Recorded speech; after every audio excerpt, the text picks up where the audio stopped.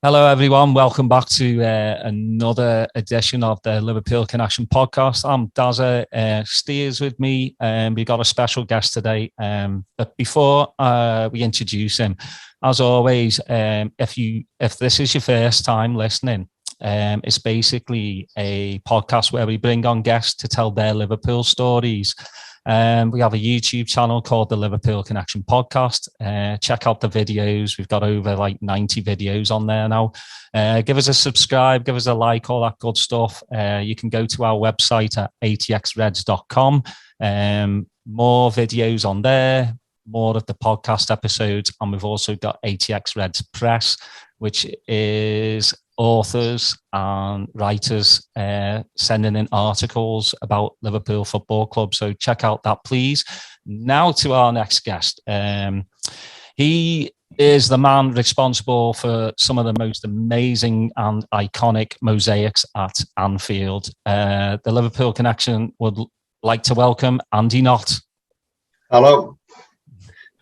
Hi all. We are good. We are good. I'm glad you're on. We had a little chat before, which is always nice, not to go straight into the question and answer session. So yeah, it's always nice to actually see the face and listen to the words. I don't know whether it's nice to see this face. You know what? In this pandemic time, it's nice to see any. I've got 4 little ones, so it's actually nice to see somebody over the age of 6. Yeah. and you'll notice we might go on a bit as well. So me and Steve always have to try and cut each other off and say, okay, that's enough. 2 hours is way too long. So Andy, let's get into it. Your first memories of going to the match. First memories of going to Anfield was going watching the reserves in the mid-70s. Joey Jones playing for the reserves and being stood in the old paddock behind the dugout and him coming out shaking his fist, he knows a reserve game. That's my first memories of Anfield. As far as going to the first team, bizarrely enough, I used to go with my mum. My mum was a road ender, so we used to go in there with my mum. Probably right up until when Forest beat us in the European Cup. And she just packed it in. She wouldn't go after that for some reason. I don't know what it was, or whether it was the atmosphere, the fact that they got beat. She just yacked it in. So then I'd done a couple of seasons in the Annie Road. So then went up into the Cop with my big brothers. I was a big boy then. I could go in the Cop at the age of 8 or 9, sit at the front. So first senior game. Would have been the end or middle of the 77 season. I'd have been 8 or 9 then. But it was bizarre that my first team game that I can remember was a derby. And I didn't actually see the match because I was that excited. I got a migraine and my brother had to carry me home. So my first game that I remember, I didn't actually see. But yeah, bizarre. It was one of them when I was young, if I got excited or worried, migraine kicked in and that was me out of it. And then I was determined to go to the game even though I knew I had the migraine, but I was just throwing up everywhere. And my mum said, you take him home, we'll stay here and wait for you. So they took me back to my granddad who lives in Tetlow Street across the other side of the park. And he went back up and got back in. So, but yeah, that's my first real memory. I didn't actually see the match. So, and then after that, probably the 7-0 Spurs game is probably the most memorable of that season. So your mum has never told you why? No, she just stopped going and she said, "Oh, you can go with your brothers now." She wouldn't even watch us on the telly. She'd listen to us on Radio City. She'd always listen to it on the radio, but she couldn't watch it on the telly after that neither. It's bizarre, really mad, but. As I say, she was in the road end. She used to go sing and shout, and I don't know what it was about that game. She just switched off and went. But as I say, still even though she's in her home now and got dementia and she's off a rocker. As soon as I go in, she said, "Oh, how's the football going?" And we said, "Oh, during the pandemic, we had to ring her up." And she said, "How's the football going?" I said, "But they're not playing because." What do you mean they're not playing? I said, "Well, they're playing again now, but we can't go." "What do you mean you can't go?" She said, what do you mean you can't go because of this weather? She thought it was all about the weather, but it was COVID. So the first thing she asked is, how's the football going? Even though she's off a rock and she's not been since '78. So just really bizarre. And she's never said why. I probably wouldn't go if we got beat by Notts Forest either. Yeah, well, now you wouldn't, but when they were champions of Europe, it's a different thing, isn't it? Yeah. And who was your idol? Because I know my idol. Most my idol all the way through life, through football, would be Kenny, just because of the man he is. However, and I've said this loads of times, bizarrely enough, he wasn't my favourite player. My favourite player was Ray Kennedy. I thought Ray Kennedy was just the most underrated footballer that's ever lived on the planet. But Kenny was my idol. If when the hairdressers, he was saying, I want a Kenny Dalglish cut. But Ray Kennedy was my favourite player. And then when Ray Kennedy left, it was probably Jockey Anderson. And then since then, it's pretty much been defenders as my favourite player. But at the time, for Ray Kennedy to come from a double winning Arsenal side, playing up front, to come to Liverpool and Paisley just say, right, you're not doing that. You're going to be a left winger. Just unreal. And for me, he wasn't like your John Barnes or like your tricky winger. He was just solid. You could take a man on and you could shoot, couldn't he? At the end of the day, he was part of a midfield four that was probably unbeatable at the time. Yeah, it's sad to hear of his passing, because a lot of the teams back from the 70s,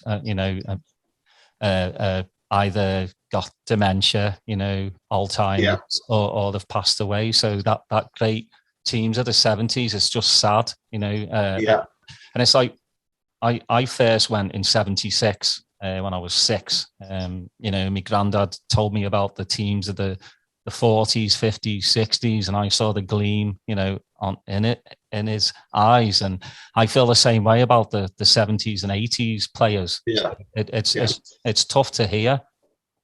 Yeah, I mean, funny enough, my dad was a big Liverpool fan, and he took up refereeing.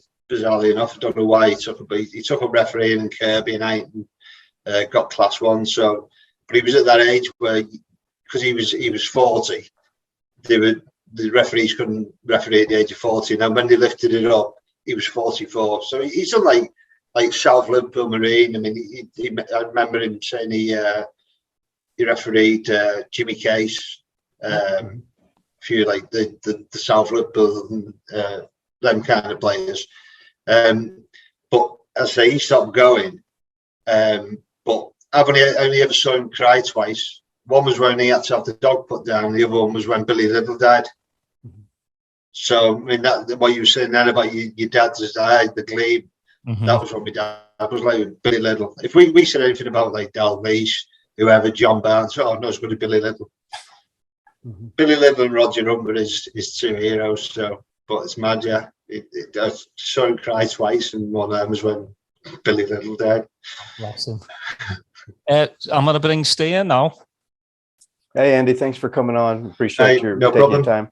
Hey, we had in the past we've had Peter Carney on where you talk about the the genesis of getting the banners out in the Kop and what a great story that was. And in the Mosaics, you kind of have a pretty great backstory on how that all started and trying to add some more ambiance, maybe some more some environment into the atmosphere at Anfield. Can you kind of take us how that all started? Yeah, I mean, through Red All Over the Land, the fanzine, there was ourselves, a few of the supporters clubs, the old Jimmy Flowers Liverpool Away supporters club. We all went down. Johnny Mackin was involved, so we went down to Anfield, met up with Rick Parry. About how we could improve the atmosphere, and there was like thoughts about like big banners dropping from the top of the Kop that could be hoisted up, and then they said, oh well, people can't see the pitch, you got all these things. So I think we played Genoa away, Europe. They'd done a mosaic, and somebody said, oh look at this in Genoa, and because I have my own printing business and I'm a graphic designer, I said, well, I could do that. So if I've got a seating plan, I said, I could do that, print the sheets, put them on. And they said, well, go on and we'll do it. So the first one we did was against Man U. It was back in '96. And we used little A4 cards and we put them on with stickers. But it was soul destroying because you get to the end of the road and you'd hear as they were dropping off. But I mean, they managed to stay on. That went all right. But because it was A4, you didn't get a great coverage. So from that, the other thing as well, it was all about safety and how flammable they were and whatever you. The A4 card that we used basically wouldn't set a light. But after that, I thought, well, who's going to set it a light? At the end of the day, anybody who's on the cop who sets one of them a light shouldn't be on the cop at the end of the day because that's how it is. So just made a decision, use like a slightly thinner card, but because it was card, it still wouldn't like just set a light unless you held the light to it. So we did that, A3, folded it in half and then slid it into the actual frame of the seats. And because it slid in, it's like locked in and it's stuck. But then obviously then you got better coverage, covered everything.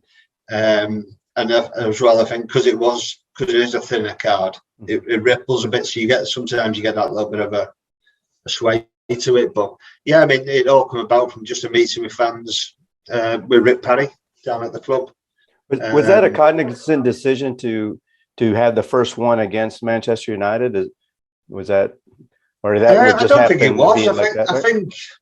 I think it just happened that when we come to it, we had the suggestion that the Man United game was coming up, because we've been to like when we got to like certain finals.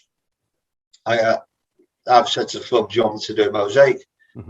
We did one at the Millennium, 2001, but on the big teams, like big finals and that, we don't normally do because you don't need the atmosphere. Right. It's when you're playing without being too rude, Crystal Palace or Burnley, where you need the atmosphere.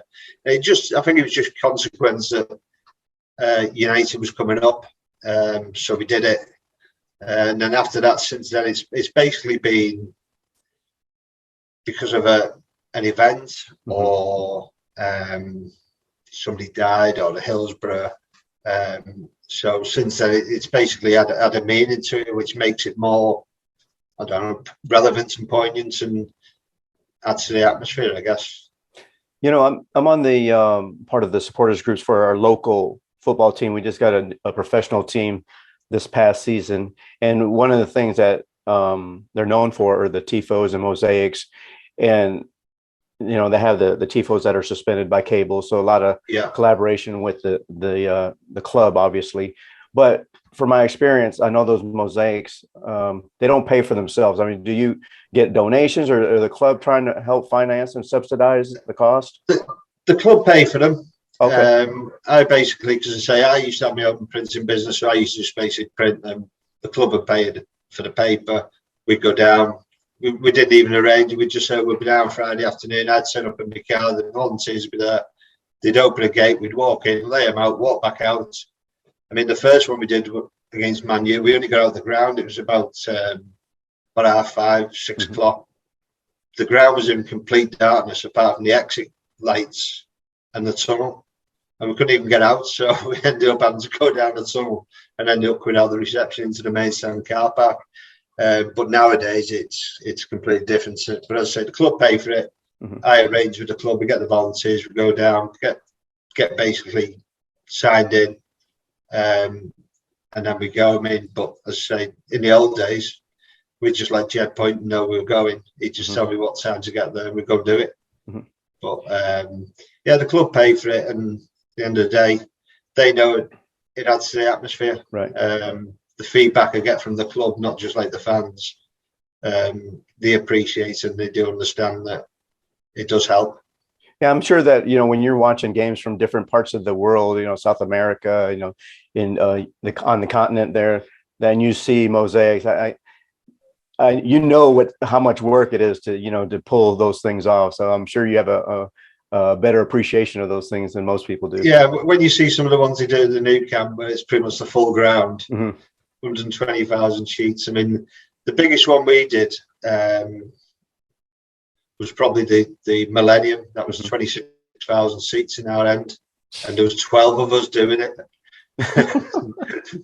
So we ended up in Cardiff. We got there for like 9 o'clock. It was like about 5:30 by the time we finished. Arsenal did one in their end, and it was the guy who does the England ones did theirs, and they had like 50 volunteers. And I'm thinking, how have they got that many volunteers? So anyway, we got in, did it. They did theirs. Ours was better, obviously. But then when I was speaking to the club after, I was speaking to Bryce Morris, and I said, how come Arsenal got so many volunteers there? He said, well, they give them all the tickets each. Oh, yeah. So at the end of the day, I got 2 tickets off the club for that game, and I had to buy them. So, but Arsenal were giving 50 away to volunteers to do the Mosaic. So, but yeah, there was 12 of us, did 26,000 seats, which was a trek, because obviously it's different levels. You're up and downstairs with boxes and that. But yeah, I mean, that's the biggest. Most of the time at Anfield, if we can get 30 volunteers, you can do the Cop in a couple of hours. Right. There has been times where we've not had. I mean, the Ray Kennedy one the other week, there's 16 of us turned up. It was freezing cold. We got it done in just under 3 hours, which isn't bad, really. It'd be like nearly 13,000 seats. You know, you mentioned Arsenal, so I guess that's a good segue into my next question I wanted to ask you, and then you referenced, Ray Kennedy being your idol when you were growing up. I wanted to see if you could share your experience about when you did the Mosaic, when both sets of fans, were helping out on the Mosaics for the tribute for Ray Kennedy. Did you have a lot of collaboration with the Arsenal people that make sure that they were going to participate, and how that come about? Yeah, we'd been in contact with the Gooner fanzine, because we're doing Red All Over Land. We have contact with like all the other fanzines. Like we used to play charity matches against the Leeds fanzine and things like that. So we've been in touch with them, know that it was happening. So obviously we put the blue number 10 in, the yellow in their end, and then the big full red with the white 5 in our end. And they held it up, fair play, and they held it up, because at the end of the day, he was a legend for them as well. Anybody in that Arsenal double winning side was a legend at Arsenal. So, and I think they appreciated how good he was for them, and we certainly appreciated how good he was for us. One of the funniest stories I read, trying to prepare for the show, is that I guess that your Everton had reached out to you to do a Mosaic over there, and then you didn't. Then they didn't want to do it because they couldn't guarantee they'd have enough fans to help you get the Mosaic up. So I thought that was quite interesting and pretty funny, actually. Yeah, they rung me up and they said, "Oh, we're looking to do a Mosaic," and I said, "Well, first we give you sold all the tickets," and he said, "No." I said, "Well, you can't do it then." I said, "At the end of the day, you need a full stand, else you're going to have big gaps and you won't read what it's supposed to say."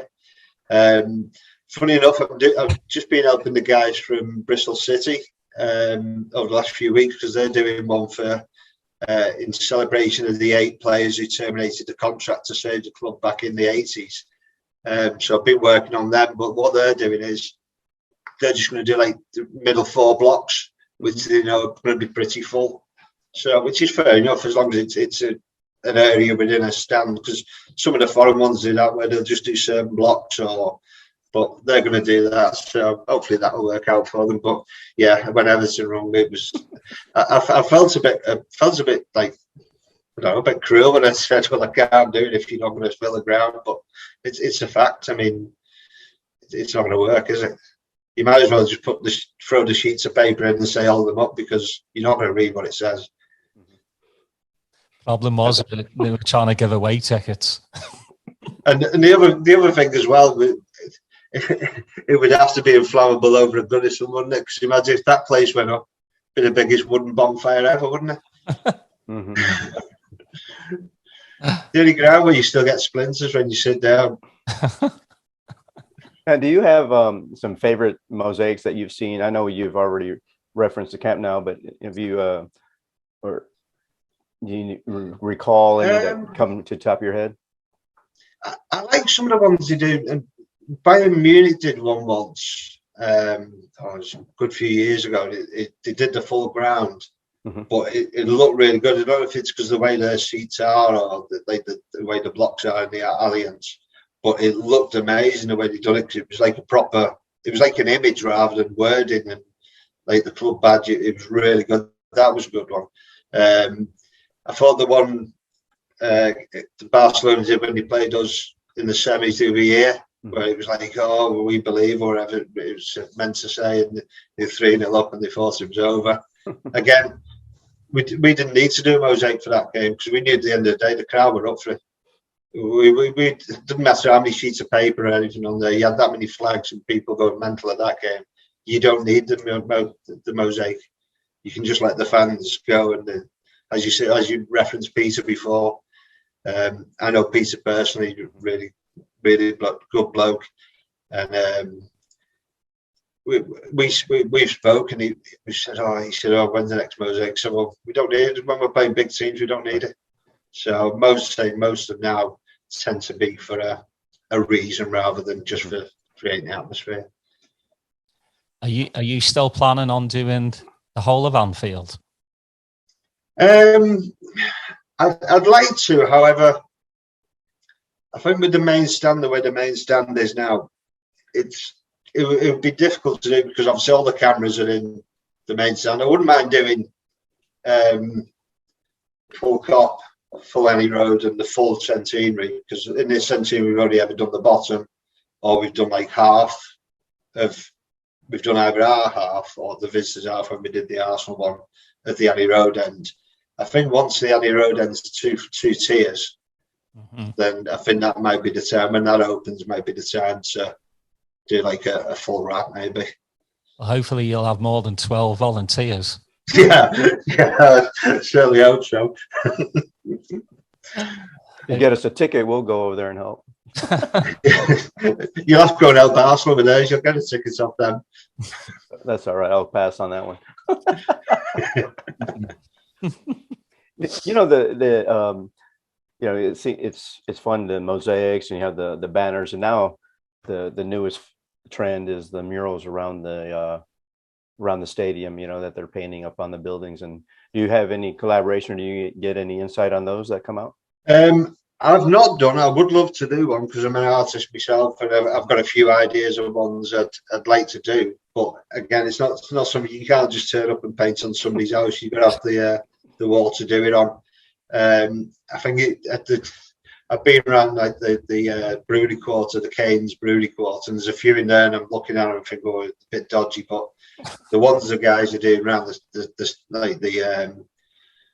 Ann Williams ones are amazing. Okay, I like the one with St. John and that one. Clem's is good as well. But yeah, I think the reason I like Anne's so much is because it's not a footballer, but she's an icon of our club, of the city. So again, I mean, I like things like that where you're giving recognition to the people who aren't famous footballers. They're not rich. They never have been, never will be. But they've done probably as much for the club as anybody.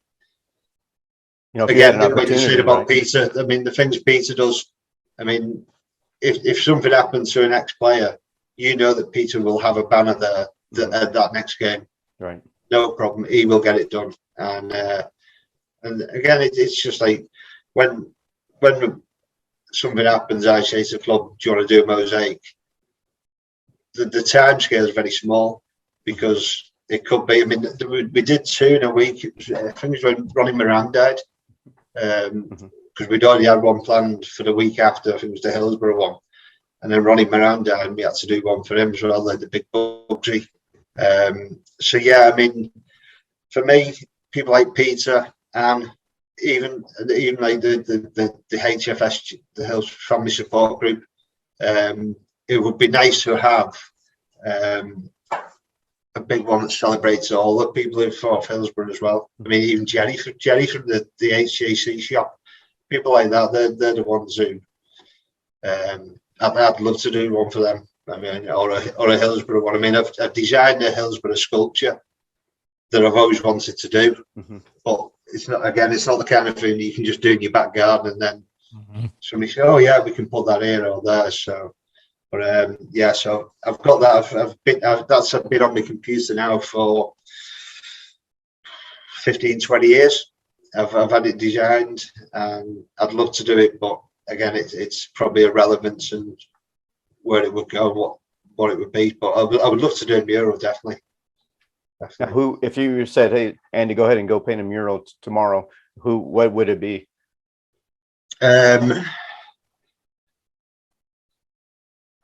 It would be probably Kenny, because of all the ones that are around, there's not one that really signifies Kenny. And at the end of the day, I can say about Jenny and Williams, that man did more for anybody after Hillsborough. And I would love to do a big one of Kenny somewhere, like that particularly that picture there behind your head. Yeah, I'd love to do that somewhere in like big, really big, like warehouse size. I think it would be something like that. But yeah, I mean, I've had ideas about Hillsborough ones. I mean, I don't know whether the council go for it, but where you got like all the old walls on Anfield Road, why don't you let the graffiti artists go and brighten it up? If they're doing it on the side of houses, like brighten up the park and things like that, and the road up to the ground.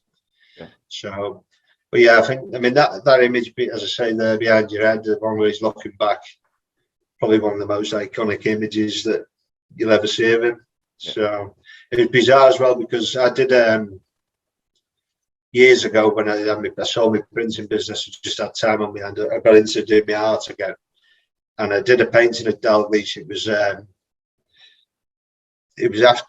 the cup final against Everton, where he was just stood at the end and he's had his arms up like that. So I did the painting, and I'd done one of Gary Mack as well. And I'd been in touch because I knew Gary Mack was doing a Marina Dalglish sportsman's evening. So I just rung him up and said, I've done this painting. If you can get it signed, you can auction it off on the night, wherever you've done. I've done one of Kenny as well. So if you can auction them off or whatever you do with them, get them signed. So I took him down to the offices, and I walked in at Castle Street and said, "Oh, Marina, yeah, go to the first, turn right." So I turned out and I said, "Oh, I've got the," as I walked in, Kenny stood there. And it was surreal because he's pulling this painting out that I'd done in him. I'm thinking, he turns around and said, "This is crap, I'm out of here." But he got it on, so I looked at him and he said, "You've done this?" I went, yeah. He said, "What's it for?" So it's for like the night tomorrow. He went, "Oh, brilliant. He said, "I think I look better than Gary Mack." That's all he said.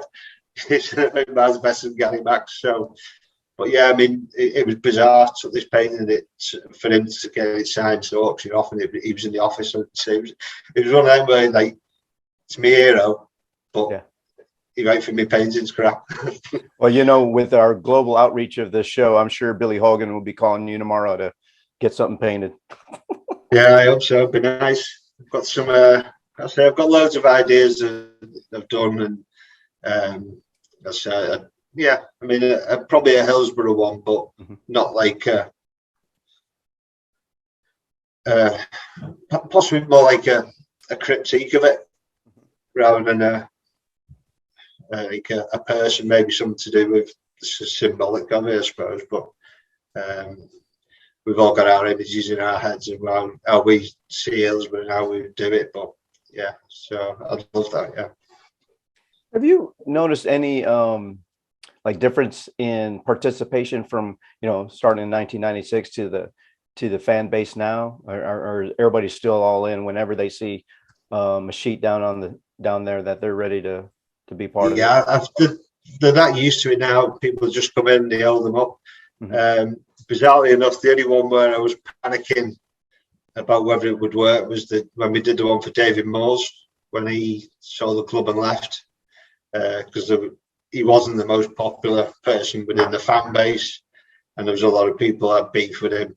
I'm thinking, there's going to be big clumps missing here because they're not going to hold it up. But on the whole, it was all right. It looked fairly decent, because it's mad, because when they hold it up before the game, as I always tell the fans eat, so I go in late, so I let you get in just as it's about to be held up. And I walk in sometimes, there's queues outside. You go in, the concourse is chocker. And I'm thinking, it's going to look garbage, this, nobody's up there. But it still looks, because the bigger sheets, you get the coverage. And I've walked in and, like, being in late because I've not got in time. And you've got people like holding two up if the somebody's not next to them, they'll load 2 up. So, yeah, I mean, everybody's gone on with it and they still get involved. So I say, as long as there's some kind of meaning behind it, and there's a relevance, or there's just an anniversary or a celebration, I think people will still always get into it.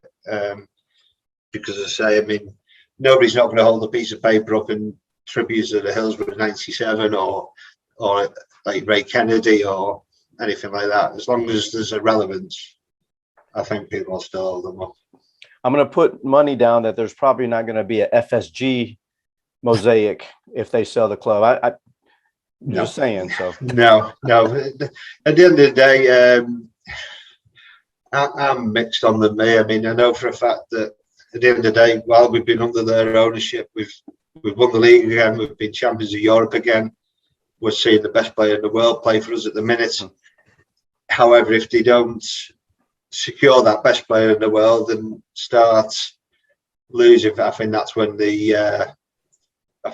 be. I mean, when with no investments in the summer other than Knott. I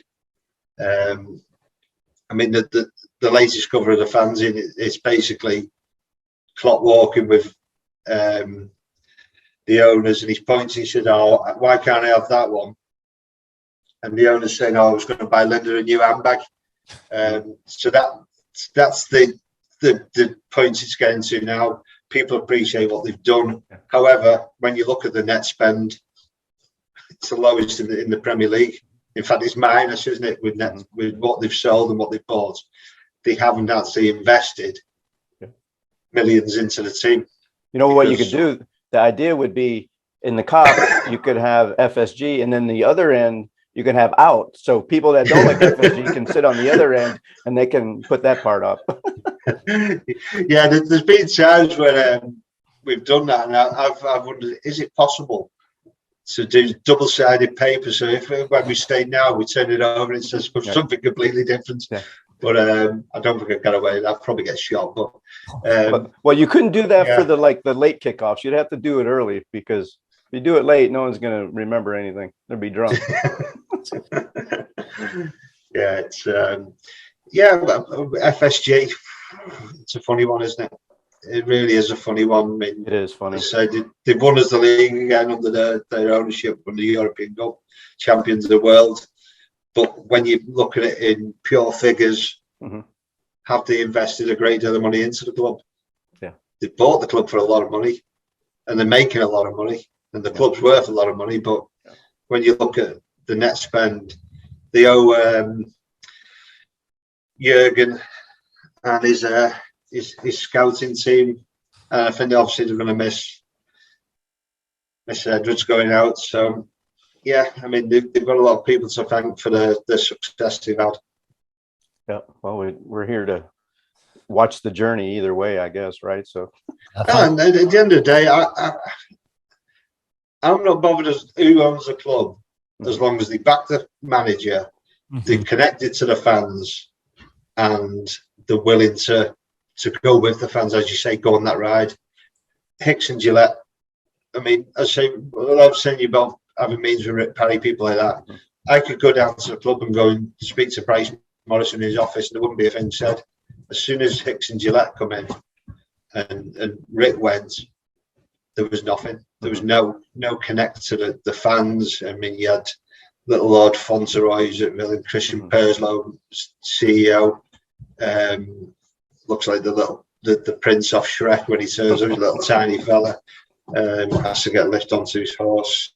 So it's I don't care who owns us, but as long as they invest in the club, they look after the fans, and they look after basically the fans, isn't it? Because at the end of the day, we are the club.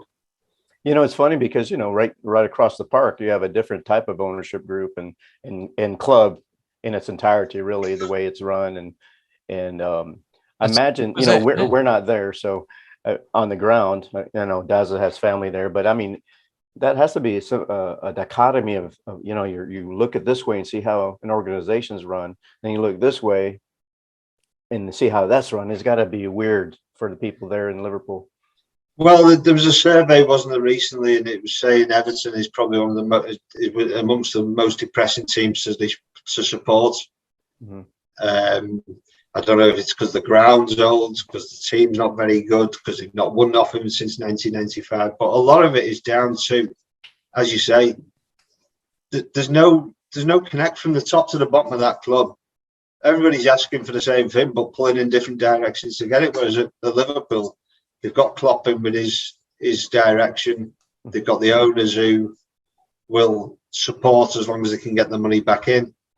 Whereas under Hicks and Gillette, it was just chaos. We were a little bit like Everton are now. There was no real direction where we were going. We weren't buying good players that could improve. We were buying all right players that were always going to be all right. The likes of your Koncheskis, your Charlie Adams, things like people like that. At the end of the day, they're never going to be a Liverpool legend, are they? No. But now we're buying players. I mean, for me, the prime example is Andy Robertson. I mean, what was it, 7 or 8 million from Hull? And they've turned him into, arguably, I think he is, but arguably the best left back in the world. But it's not just him; it's other. I mean, Joel Matip, one of the best free transfers you'll ever get. Even people like the Ox, people like that. I mean, Ox has been unlucky with injuries, but if he had a run, I mean, I thought that the season leading up to the Real Madrid final when we played City and all them games, I thought Chamberlain in them games up until when he got injured, and I'm convinced if he'd have been fit, we'd have won that final. Yeah, I'm convinced of it. If he'd have been fit, we'd have beat Madrid that night. Yeah, because he was at that time, he was just showing that bit where he was getting unplayable. When he was picking his driving at people, they were just backing off him. So I think, yeah, people like him, the club have invested in, but I think the management team have made them better players. Yeah. I mean, you know, FSG, very good businessman, obviously. You know, this summer has to be the big one. No buts or ifs. We need new faces in. You know, I don't have a problem with the FSG, to be honest. They've done more good than bad. You know, they did make quite a few mistakes. The laughable trademark in Liverpool, absolute joke. Just absolutely ridiculous. But you know, this January. But that's business, as you say. That's businessmen for you. Yeah. They think they can do what they want and ride roughshod over at people, but you can't do that with Liverpool, can you? Hicks and Gillette tried and they do a chase, and if FSG think that they'll be able to do it, well, they're wrong, because at the end of the day, the Super League proves that. All the stuff about furloughing the staff, things like that. We, particularly the spirits of Shankly, if there's anything like that, they're on it, and they won't let it go until the club back down and appreciate what the supporters are saying. Which is a good thing that they are going to listen. The bad thing is that they're having to listen. Yeah, exactly. Yeah. They should have maybe did the liaison first before they tried the stupid little tricks. You know, that might be the ending legacy. Sorry, that might be the long-lasting legacy of Hicks and Gillette. Is it created Spirit of Shankly? You know, out of their mess. Yeah, exactly. I never ever thought I'd see people protesting, walking at Anfield to get the owners out of the club. That I thought that was for people like Birmingham and clubs like that, where you see it all the time. But it worked, and I think they realised that the power of the fans, and as soon as they got onto it, as soon as somebody realised how strong their feeling was, it wasn't really that long before they were out. They were gone, and I mean the old like fireside coffee cup interview that he did. You know what I mean? Amateur. If you think you're going to get around Liverpool fans by sitting in the cozy fire, look at me with my Liverpool mug, ain't going to happen. Right. You've got to prove to it. You've got to prove to the fans, and they're not stupid, and they won't be fooled. Yeah. Well, that's depressing. There's absolutely no soul in both of those two fellas. Absolutely no heart and soul. Pure and simply money makers. And as I say, probably up until Peter Moore's coming in, there was no real connect. There was the connect had gone. I say we used to have good connection with the club. I know Steve Kelly from Through the Wind and Rain, really popular Liverpool fan, good writer. He was a bit reluctant to get involved because he saw that as, oh, you're working with a club. But if you're working with a club for the good, then fair enough. But the club have got to work with you as well for the good. And I think that's where Peter Moore seemed to do a lot of that, because he was obviously born local, knew the importance of it. He was, I mean, we were doing a mosaic.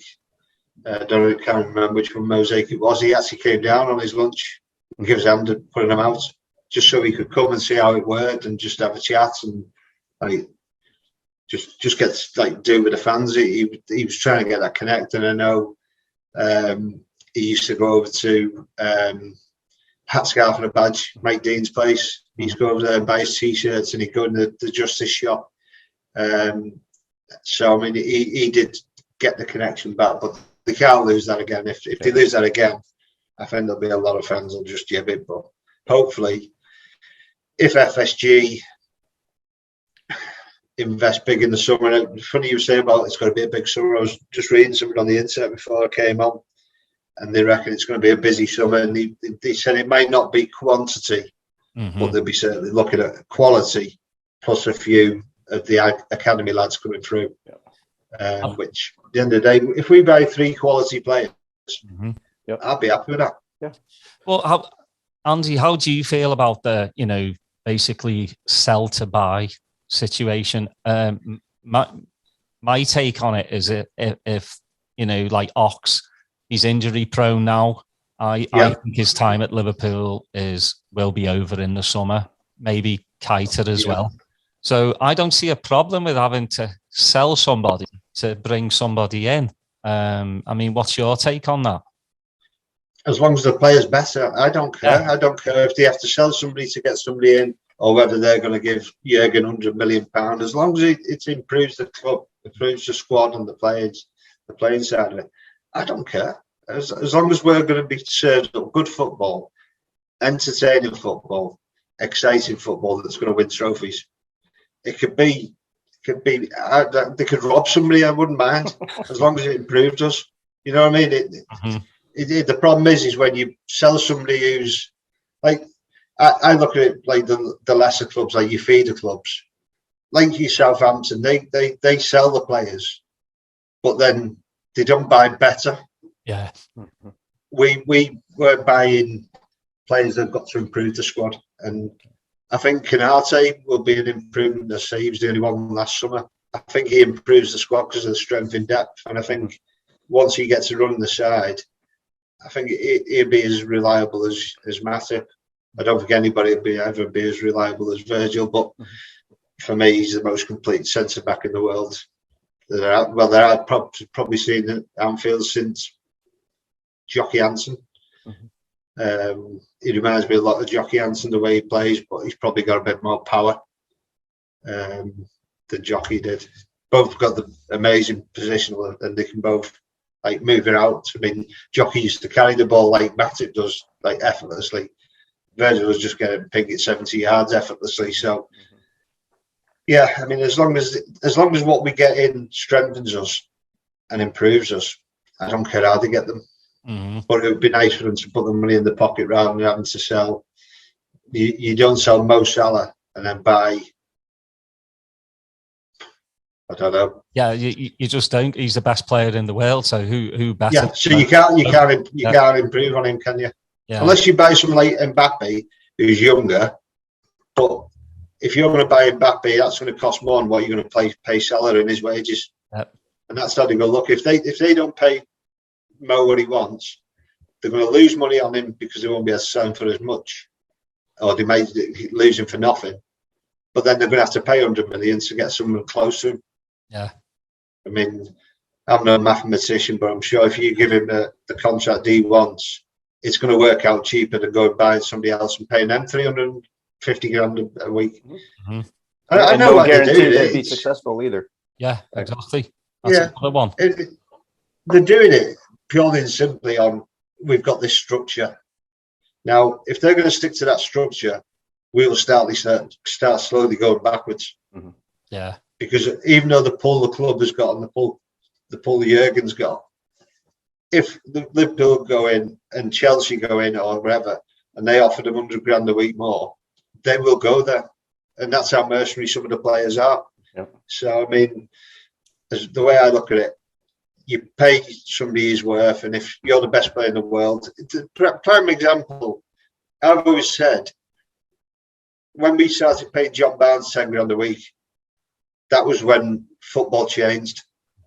Now, if we hadn't paid John Barnes 10 grand a week, he'd have gone abroad, like Rushy did. Rushy went over to Juventus for loads of money, more wages, but then come back. And that's the thing I look at now is when we sell a player like Coutinho, like Michael Owen, all these players who say I'm going to like win trophies and do this thing. Not many of them have actually gone and won more than they would have done when they were at Liverpool. Mm-hmm. So why sell somebody for more money? Try and keep the players who improve you. If people want to go, you can't stop that. Let them go. I mean, if Tyler turns around tomorrow and says, I hate the club, I hate the fans, I don't want to play for you, see you later. Best player in the world, see you later. But he hasn't. He said he wants to stay at the club. He's the best player in the world, so you keep hold of him. For me, that's not rocket science. At the end of the day, I look at the American football, the basketball, and the ice hockey, and look at the wages some of them guys have had over the years. So if they're willing to pay American sports stars that kind of money, they've got to pay Mo Salah the same. Yeah. As I say, for me, just financially, it doesn't make sense to sell the best player in the world and then pay more for somebody as a signing on fee and wages than just keeping the best player in the world and paying him more. Agreed. Hey, Andy, as we wrap up our time, we're in contention for 4 trophies. So your best guess, how many we're going to get out of those 4?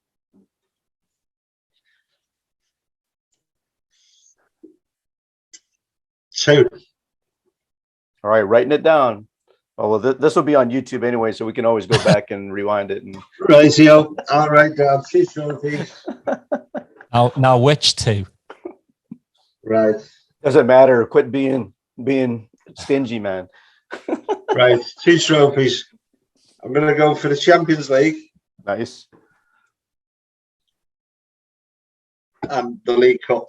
Yeah, we're going to beat Chelsea in the final, right? So. Yeah, but plain and simply because I think once Europe comes back, if we haven't strengthened by the end of the transfer window, it means we've only signed 1 new player leading up, like for this season. So once the Champions League comes back in, and we need more people coming in, and there's going to be injuries and what have you, I just think that might be the time where City can pull away. However, I think they won't go as far as us in the Champions League. So, and at the end of the day, I know which one they want most.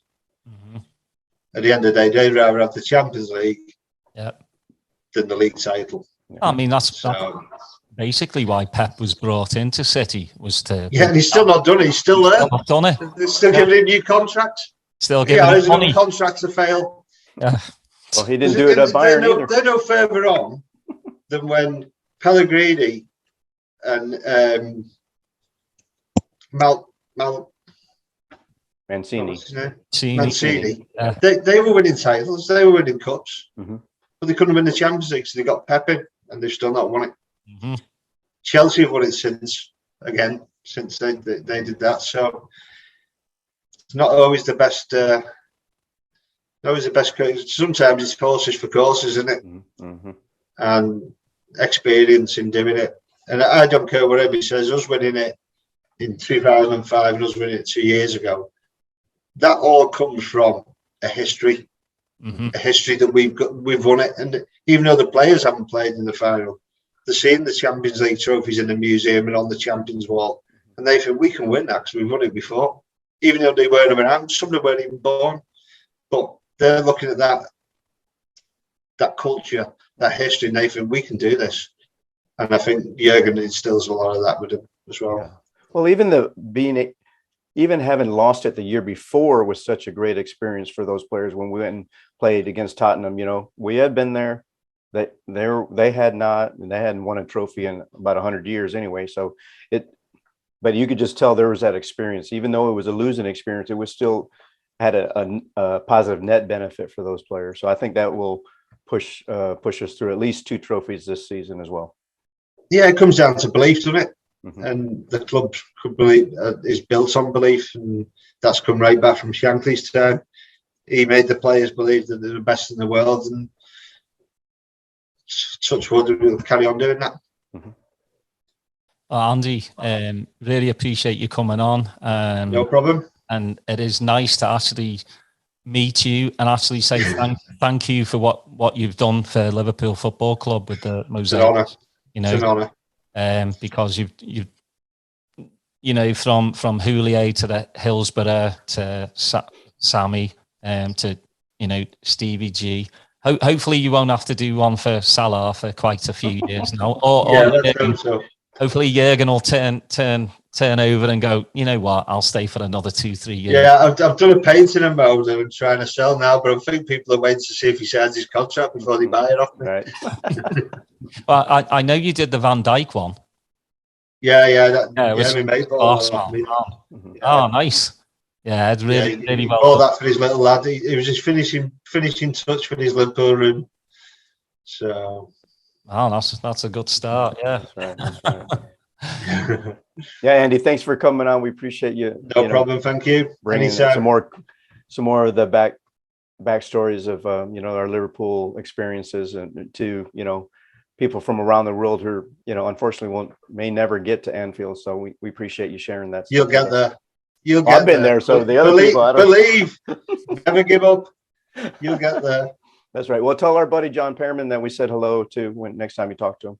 I will do. I'll be speaking to him probably tomorrow. Actually, I'll be speaking to John, so I'll let him know. All right. Thank you. All right. Thank you, boys.